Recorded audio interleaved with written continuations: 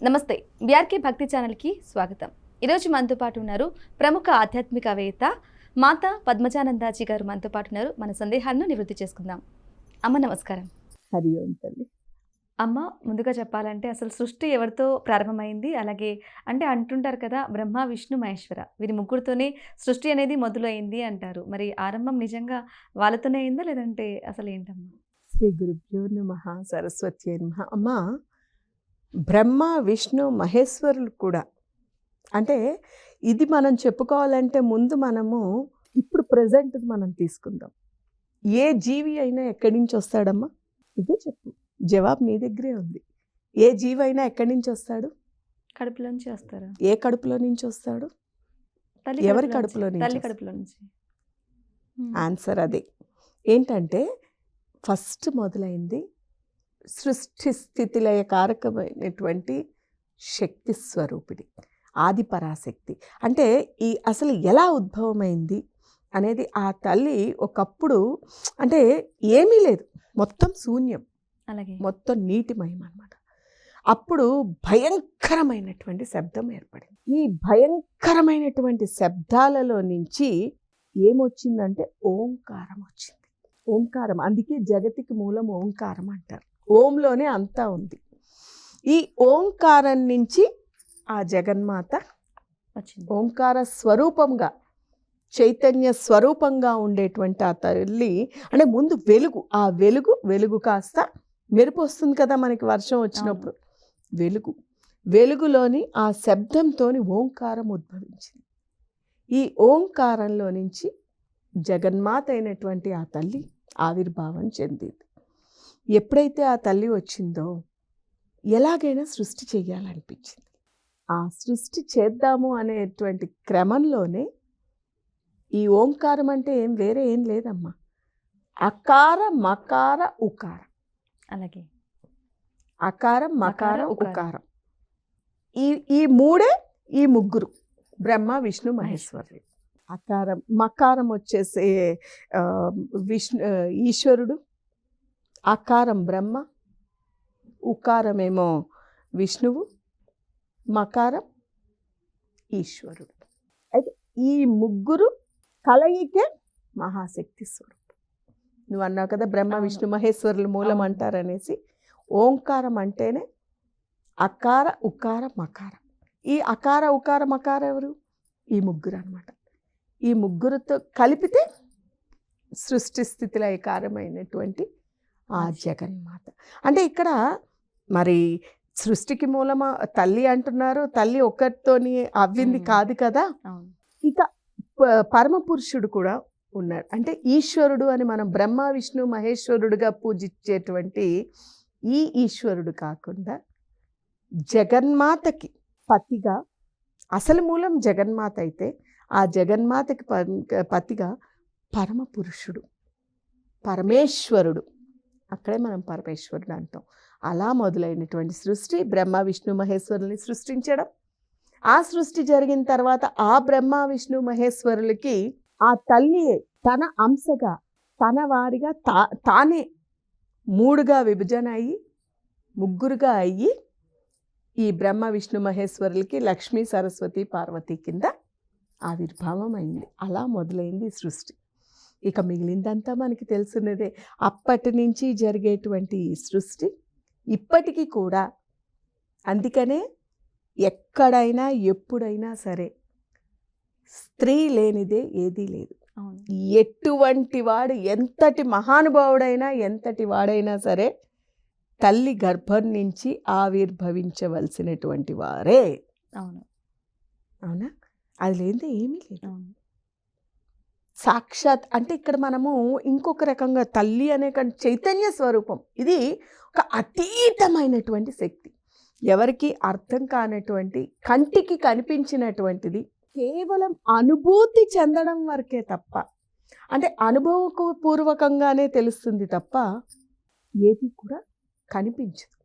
నిజంగా చెప్పాలంటే అంటే ఎప్పుడైతే రూపం దాల్చుతారో, ఇప్పుడు బ్రహ్మ విష్ణు మహేశ్వరులు అంటున్నాం, మనం పూజలు చేస్తున్నాం, ఎంతోమంది దేవతలు ఉన్నారు, వీళ్ళందరూ దేవతామూర్తులే. కానీ వీళ్ళందరికీ కూడా అతీతంగా ఉండేటువంటి ఆ యొక్క శక్తి ఏదైతే ఉందో, మహాశక్తి, పరమశక్తి, జగజ్జనని అంటాం మనం. నేను జగజ్జనని అనొచ్చు, ఇంకొకళ్ళు కృష్ణుడు అనొచ్చు, అలాగే ఒక్కొక్క ఏ ఒక్కొక్కరు రూపమైనా ఒక్కొక్క రకం. ఎంచుకో. కానీ ఉన్నటువంటిది ఎటువంటి అంటే ఏ రకమైనటువంటి ఆకారము లేదు. ఎప్పుడు ఏ ఆకారం కావాలంటే ఆకారం దాలుస్తారు. అవును. ఎప్పుడు ఎలా అవ్వాలంటే అలా అవ్వగలిగేటువంటి మహాశక్తి స్వరూపం ఉన్నదే అది. మొదలైందే దాంతో. ఆది అంతము లేనటువంటి సృష్టికి ఎప్పుడు మొదలైందంటే ఏం చెప్తామా? అంతము లేదు, ఆది లేదు. ఎక్కడి నుంచి తీసుకొచ్చి పెడతా? ఎప్పుడైతే ఆది అంతము తెలిసినటువంటి వాడు అంటే 3 లక్షణాలు కలిగినటువంటి వాడు భగవానుడు అంట. 6 లక్షణాలు. 6 ఏంటంటే ఆది అంతము. నీకు తెలుసా? నాకు తెలుసా? లేదు, తెలియదు. ఎవరికి తెలియదు. అవును. అయితే దీనికి ఒక చిన్న ఉపమానం చెప్పుకుందాం అమ్మా. అమ్మా. అంటే ఆది అంతమని ఎందుకు చెప్తున్నాం అంటే చెప్తున్నా, ఎప్పుడైతే పాంచభౌతికమైనటువంటి దేహం వస్తుందో అది మనమే కాదు, దేవతామూర్తులు సైతం. అంటే ఇప్పుడు ఎంప్లాయీస్ ఎలాగున్నారో, ఇప్పుడు మనం ఈ యొక్క గవర్నమెంట్ నడవాలి అంటే ప్రైమ్ మినిస్టర్ ఉంటాడు, అవును. ప్రైమ్ మినిస్టర్ పక్కన ప్రెసిడెంట్ ఉంటాడు. వీళ్ళ కలయిక, వీళ్ళందరూ కలిస్తేనే ఒక వర్క్ అవుతుంది అక్కడ. అవునా? ముగ్గురు అవును. మెయిన్ పర్సన్స్ ఉన్నారు. అలాగే వీరు కూడా, ఈ వీరు ముగ్గురు ఉన్నారు అక్కడ. అయితే ఇలాగే బ్రహ్మ నేను సృష్టి చేయకపోతే అసలు ఏమీ లేదు, నేనే కదా సృష్టికారకుడిని. నేను సృష్టి చేయకపోతే సృష్టి ఎక్కడి నుంచి వచ్చింది? అవును. నాతోనే మొత్తం ఉంది సృష్టి అన్నాడు బ్రహ్మ. ఉమ్. నువ్వు బాగానే సృష్టి చేసేస్తావయ్యా. నువ్వు సృష్టి చేసేసినందు మాత్రాన జీవితం నడవాలి కదా, పుట్టినంత మాత్రాన అయిపోయిందా?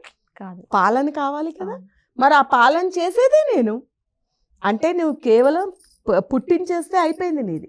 కానీ పుట్టిన తర్వాత వాళ్ళు పుట్టి పెరిగి విద్యాబుద్ధులు నేర్చుకుని పెద్దగా అయ్యి వాళ్ళ జీవితం నడిపేంత వరకు చూసేది నేనే. అందుకు నేను గొప్ప అన్నాడు విష్ణు. నువ్వు అసలు పుడితేనే కదా ఇదంతా చేసేది అంటాడు బ్రహ్మ. ఇలా ఇద్దరికి కూడా వాదోపవాదం పెరిగి అహం అంటే దాన్నే అహం అంటారన్నమాట. అహంకారం అంటాం. అహం ప్రతి జీవికి ఉంటుంది. ఎప్పుడైతే నీకు అకారం అకార ఉకారాలు లేదే, ఇవి లేదే లేదు. సత్వ రజో తమో గుణం త్రిగుణాత్మికమైనటువంటిది అనమాట. సత్వము కేవలం సత్వంతో లేదు. సృష్టి కావాలి అంటే రజోగుణం కలిసినప్పుడే నీకు ఉంటుంది. సత్వ రజస్ తమో ఈ 3 గుణాలు లేదే జీవి లేడు. ఇప్పుడు ఇది ఎప్పుడైతే ఉంటుందో ఆటోమేటిక్ అహం ఉంటుంది. అలాగే. కార్యం నడవాలంటే అహం ఉంటుంది. కానీ ఈ అహానికి కారం కలిసింది అనుకోండి, అహంకారం వస్తుంది. ఈ అహంకారంతోనే జరిగేవన్నీ కూడా అనర్థాలు. అలాగే అప్పట్లో వాళ్ళకు కూడా బ్రహ్మ విష్ణు మహేశ్వరులు ఉన్నారు. ఇందులో బ్రహ్మ విష్ణు మహేశ్వరులు వేరు కాదమ్మా. చాలామంది చేసే తప్పు అక్కడే. అమ్మా. విష్ణు మహేశ్వరులు ఇరువురు ఒకటే, ఎవరు వేరు కాదు, ఉన్నది ఒకటే అక్కడ. చివరికి అల్టిమేట్గా మనం తెలుసుకోవాల్సింది ఉన్నది ఒకటే.